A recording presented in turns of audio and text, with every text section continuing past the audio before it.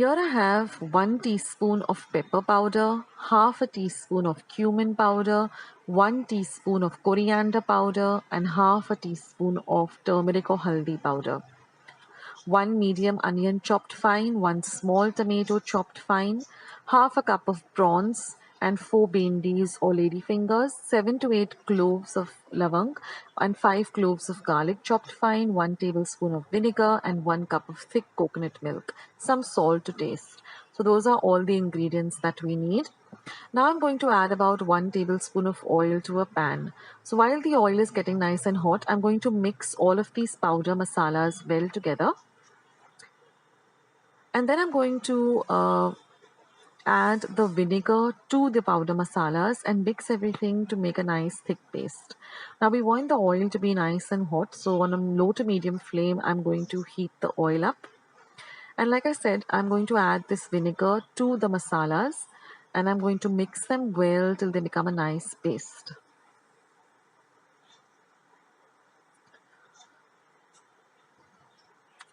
Now this is a very refreshing light curry and it goes best with some lovely rice. So that's done.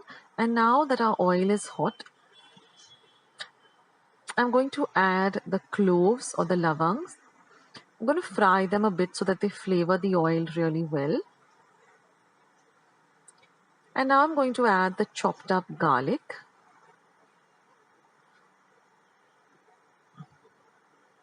Now it's always very handy that, if you peel some garlic and keep it in a small airtight container in your refrigerator so that you don't need to, sit and last minute, clean up and peel up garlic.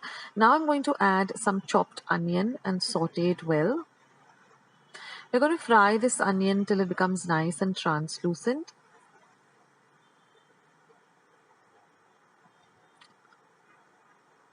So this curry, if you haven't tried out this Goan caldeen curry, you should, because it's really, really delicious. Now I'm going to add this powder paste of pepper, coriander, cumin and turmeric. Now I'll leave the video link of how I prepare my powder masalas at home, that is for coriander, pepper and cumin, how I prepare my powders masalas at home. I'll leave a link to my video. Now I'm going to add the coconut milk and we're going to mix all of this really, really well. Well, already my kitchen has such a beautiful, the aroma of this caldeen is really, really it's very mild, but it's really very nice. Now I'm just going to flavor it with some salt to taste. And this caldeen gets ready also pretty quickly, as you will see. Now I'm going to add the prawns. Now the quantity that I'm making is just enough for 2 people. So if you want to make it for 4, then just double the quantity. Then I'm going to add the tomatoes.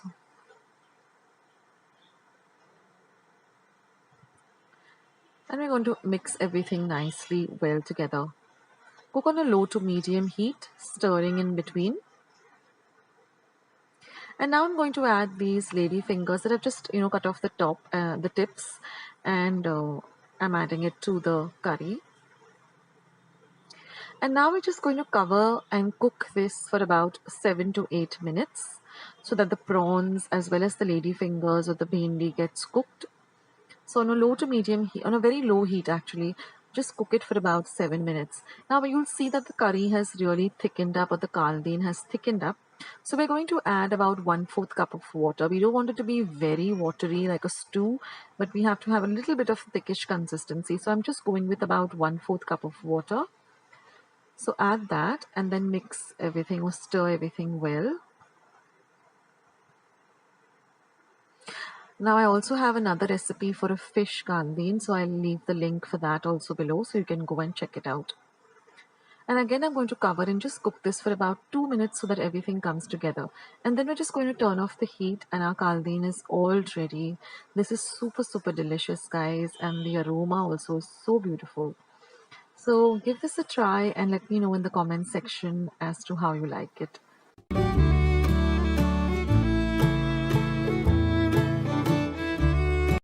Now I'm going to be using 1 cup of prawns which I've cleaned, deveined, 1 medium onion chopped fine, about 1 inch of ginger chopped fine, about 4 cloves of garlic chopped fine, 2 green chilies cut into fours, 1 tomato cut fine, and half a cup of coriander.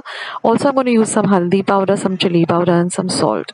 Now, all the ingredients with their measurements will be in the description box below. So, I'm just going to marinate the prawns with some turmeric or haldi powder, some red chili powder, and some salt, and I'm going to mix it really well, and I'm going to set this aside for about 10 minutes so that the prawns get nicely flavored with the spices and the salt.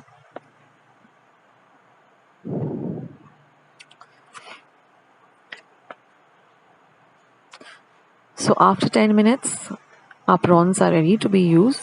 So now I'm going to heat 1 tablespoon of oil in a pan, and once the oil is nice and hot, I'm going to add these prawns to the oil, and I'm going to fry them really well on a low to medium flame.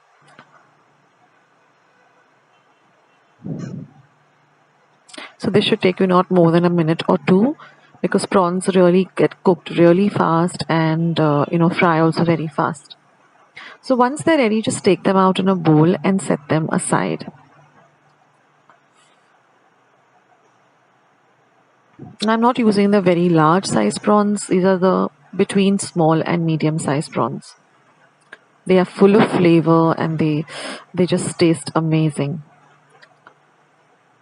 Now in the same pan, I'm going to add, these are the prawns that I've set aside.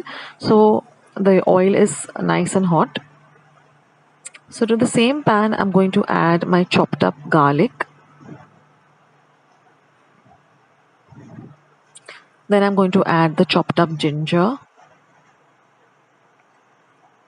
Next, I'm going to add the green chilies. Now I always like to use light green chilies, and I've cut them up into fours because they're less spicy yet they're full of flavor. Now I'm going to fry all of this well till the rawness of the ginger, the garlic goes away. So this should take you about half a minute. You'll get the lovely aroma of the ginger and the garlic and the green chilies. Now once that is done, I'm going to add my chopped up onion. So I've taken a medium sized onion, and I'm going to add that, and I'm going to fry the onion till it turns a little bit translucent. And once it does, I'm going to just cover and cook it for about a minute.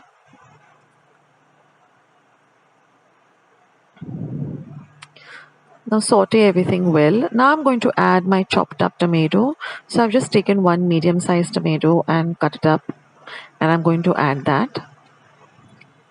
Then I'm going to add a little bit of the coriander that we chopped, because it really adds a lovely flavor to this bagar.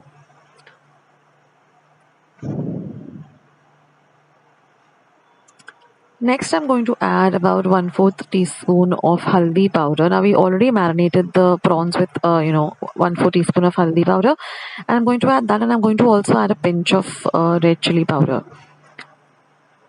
Because the haldi powder, when you add it to the bagar, it adds a lovely color, and the chili powder also makes it a little bit spicy. Not over the top spicy. And again, we're going to cover and cook this for another minute, because we want our tomatoes to be nice and cooked. And now everything looks great. So now we're just going to add our fried prawns. The aroma in my kitchen is just unbelievable, and it makes me so hungry. I just can't wait for this to get ready.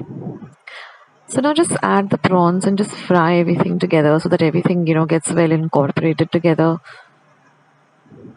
Well, I love to have this prawn chili fry just with some plain chapatis, Goan chapatis. I have a recipe for that. I'll link it below. Or you can have this with some sorak, rice, with some lovely mango pickle at the side. So I'll link all those recipes down. So if you want to go and make sorak, you want to make a mango pickle, you can, do that. And now I'm just going to turn off the heat, and I'm just going to add the remaining coriander. Now this coriander also adds a lovely, lovely flavor to this chili fry. And that's it, guys. This chili fry is all ready, and it tastes just amazing. So if you haven't ever had Goan chili fry, prawn chili fry, then you have to give this recipe a try. Do let me know in the comments section below how you like this recipe. I love hearing from all of you and I reply to.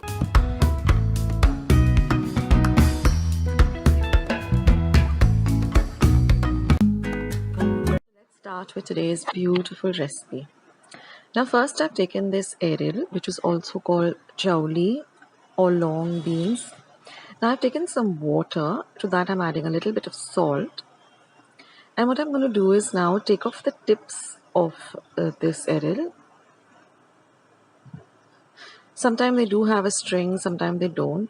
So just take off the tips like this of all of the erils first.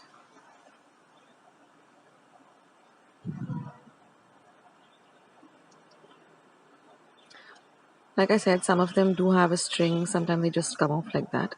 Now once that is done, I'm going to break these with my fingers. You can either do it this way or I'll show you the other way also. Just break them up into small little pieces like this, like you would do with gawar bhaji. You can take 2 at a time also. They are very easy to work with.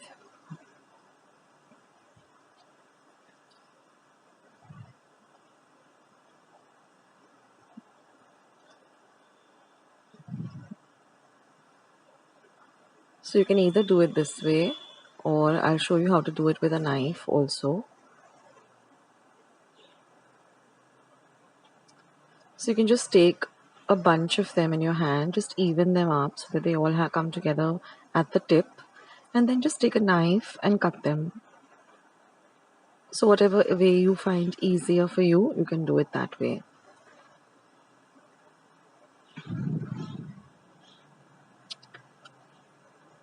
This is also a very healthy vegetable which you can eat, and I'm going to show you how to prepare it in a very easy way.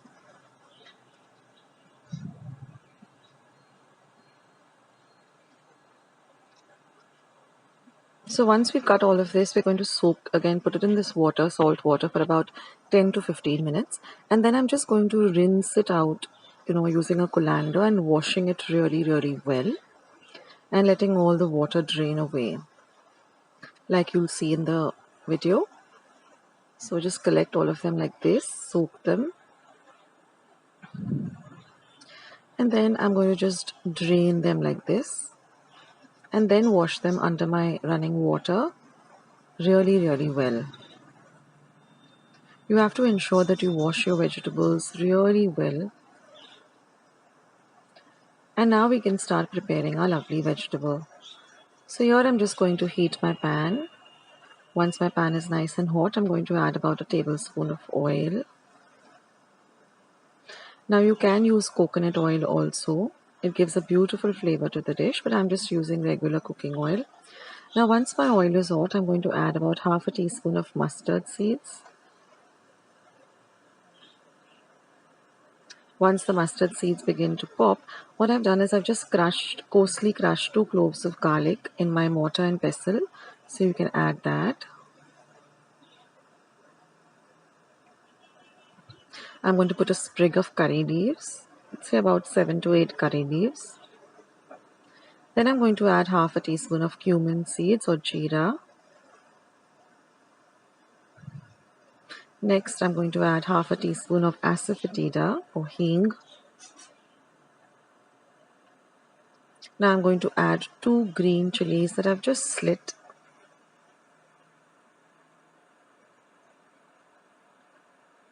I'm going to saute everything really nicely so the chilies get nice and fried. And I'm going to add 1 medium-sized onion chopped fine. Now we're going to bagar the onion really well till it turns nice and translucent.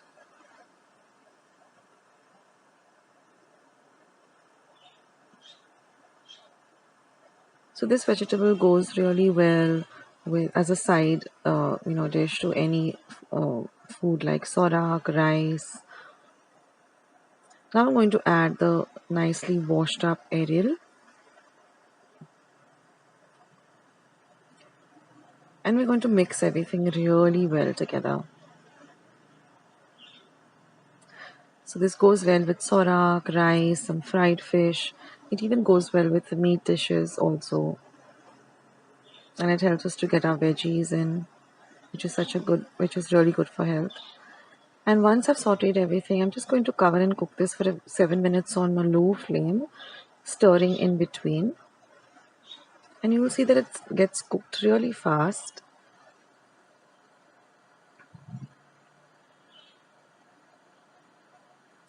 Now I'm going to add 1/4 teaspoon of turmeric powder or haldi.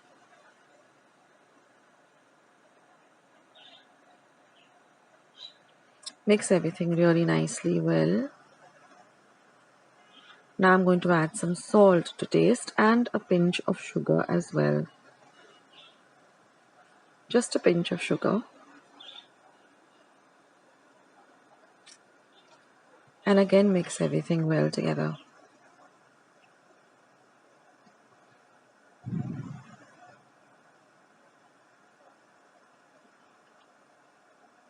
Now our vegetable is a little bit done. It's not completely cooked. So to help the process, we're just going to add about 4 tablespoons of water, or less than 1/4 cup of water. Just a little water to help the vegetable cook really well. Mix everything well together. And again we're going to cover and cook this for another 2 to 3 minutes till our vegetable is nice and cooked and the water evaporates. So you can see now that it's all ready. The vegetable is nice and cooked. You can even, test whether it's cooked by just taking a piece and tasting it. And I'm just going to I put the flame off, and I'm just going to add some freshly grated coconut. This coconut also makes the dish so very tasty. And that's it, friends. Our lovely aerial fugat is all ready to enjoy. So I hope you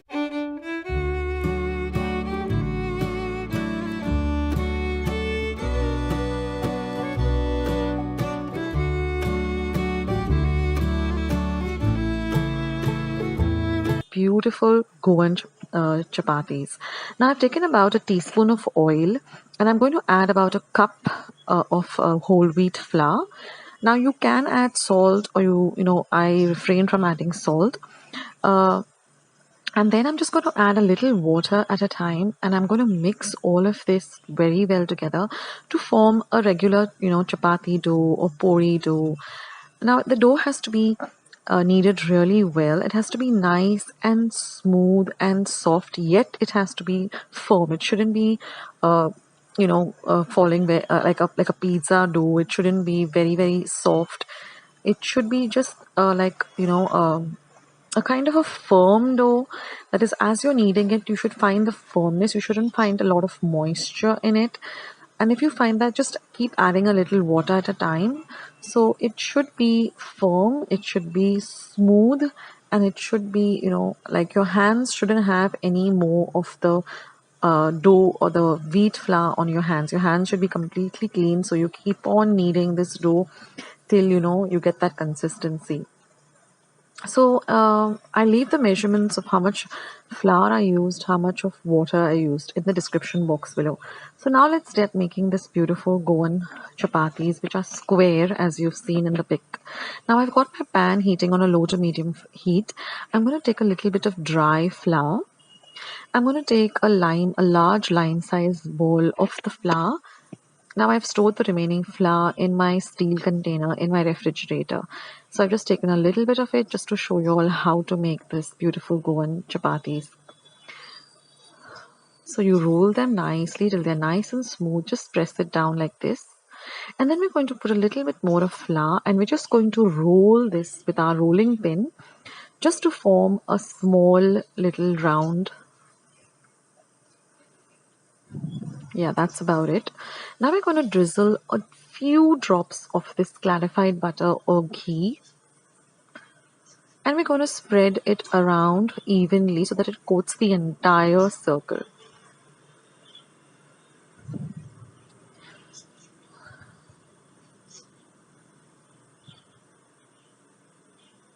Now we're going to fold one half like this, the other half like this way, and then we're going to dust a little more flour on the top. And then you're just going to roll the pin in such a way that you keep getting the square. So you only roll it on the edges, don't roll it in the middle. Start rolling from the sides only. And that way, you keep doing this and you'll get this really, this typical square kind of, uh, shape. It does come with practice, but don't give up. Just try and try. You will get it. And even if it comes a little bit out of shape or if it comes a little bit round, it's okay. So I'm just going to show you again from a different angle. So if you fold it in this way, you will get the square shape. Just keep rolling the pin over the edges and not from the center. Now sometimes if you find that your dough is really hard, then you just have to add a little bit more of water and a few drops of oil and just keep kneading it. If you find that your dough is very slimy and has a lot of water, then keep adding flour. Now over here for about 1 cup of flour, I used about 3/4 cup of water. That also adding a little at a time till I found, it was the right consistency. And adding the oil after kneading and keeping it aside also helps in, getting the dough to the right consistency. It does come with practice, friends. And I too, after practicing, I can, make the chapati dough to the right consistency and the right square and everything. Some of you all might be even, some of you might be experts in this field. So now that your tawa or your pan is hot, you'll now roast the chapati on one side. You'll see the little bubbles to come up. Just turn it on the other side. You'll see this white kind of color on the other side. Just turn it over again, and then you'll see that it starts to fluff up a little at the edges. Turn it on the other side. Now it starts fluffing up nicely. Now, ideally, we use like my grandmother, my dad used to use this round iron, tawas, which were pretty heavy, and they were the traditional ones. They had a little bit of kind of a, like a bowl, a deep bowl kind of shape, and the chapatis used to come amazing in that. And it was a tear up the chapati. You'd see the lovely layers also that it forms. So my chapati is ready.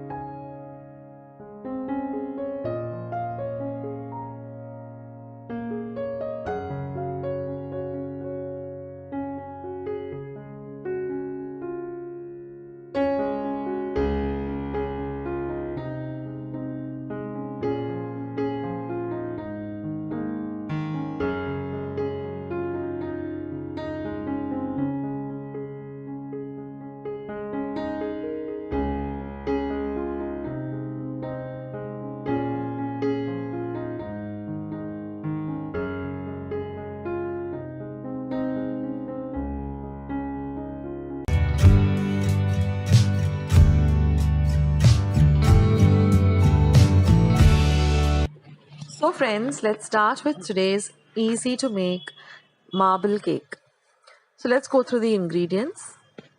Well, here I have 125 grams of plain flour or maida, 125 grams of powdered sugar. This is about a quarter cup of 4 tablespoons of unsweetened cocoa powder, 1 teaspoon of baking powder. These are 3 egg yolks and 3 egg whites. This is a quarter cup or 4 tablespoons of milk, 1 teaspoon of vanilla essence, 125 grams of butter at room temperature. Now all the ingredients will be given in the description box below. So to a large bowl, I'm going to add the butter which is at room temperature. I'm also going to add the powdered sugar and I'm going to mix the two really well till it becomes into a very light and pale kind of a mixture. So you can either use a whisk or a spatula like this and really mix it well, for about 2 to 3 minutes at least. Mix it till you get this lovely pale yellow color. Now we're going to add the egg yolks and again mix it in well.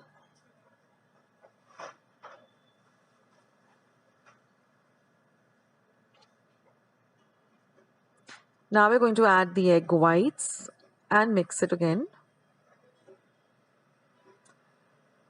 Next we're going to add our vanilla essence and again mix everything really well. Next goes in the baking powder. And now we're going to add the plain flour and again mix everything till we get a very smooth batter. Now I'm going to divide the batter into 1/3 and 2/3. So we're going to only keep 1/3 with we're going to add some cocoa. So I'm going to take the unsweetened cocoa powder and add the milk in to the cocoa powder. So we get this thick kind of a paste, and we're going to add that to this batter. So we require only 1/3 of the mixture to be a chocolate color or with the cocoa flavoring, and the rest is going to be plain. So mix this in well till you get this nice and dark, rich cocoa or chocolate color. So now I've preheated my oven to 200 degrees Celsius for 10 minutes, and I've also lined my loaf tin with some baking paper, parchment paper. Now I'm going to use half of the mixture of the plain batter, and I'm going to then top it up with this entire chocolate or cocoa mixture.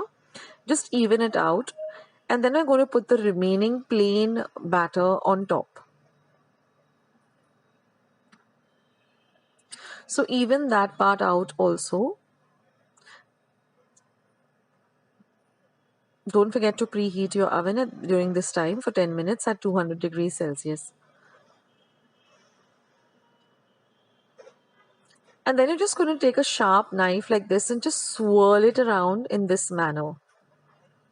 So this will give your cake the lovely marble effect. And now we're just going to bake this at 200 degrees Celsius for about 20 minutes. Let the cake completely cool before you demold it. And then just cut it up into these lovely slices, and you'll see the lovely marble effect of each slice. Now this cake is really very, very moist and really, really delicious. So do give this cake a try and let me know your feedback as to how you like this cake.